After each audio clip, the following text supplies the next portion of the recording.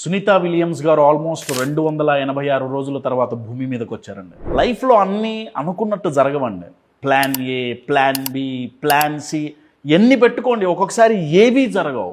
అటువంటి సందర్భాలలో ఎలా ఉండాలి అనేది మనకి ఈ సునీత విలియమ్స్ గారి ఇన్సిడెంట్ మనకి నేర్పిస్తుంది. ఒక్కొక్కసారి ఏమవుతుందంటే బతకటానికి స్కోప్ కనపడదు, ఎదగటానికి స్కోప్ కనపడదు, మనం అనుకున్నది సాధించటానికి స్కోప్ క్షీణిస్తూ పోతుంటుందండి డే బై డే. వీళ్ళ విషయంలోనూ అదే అయింది. ఏం చేయాలో తెలియదు, కానీ మై డియర్ ఫ్రెండ్స్, స్కోప్ లేకపోయినా సరే హోప్ ఉంటే బతకచ్చు, ఎదగచ్చు, అనుకున్నది సాధించవచ్చు. ఎవరిలో అయితే హోప్ ఉంటుందో, సాధించగలమన్న హోప్ ఉంటుందో, సాధించటానికి స్కోప్ వాళ్ళే తయారు చేసుకుంటారు. Congratulations to all astronauts and technical team who are in this mission.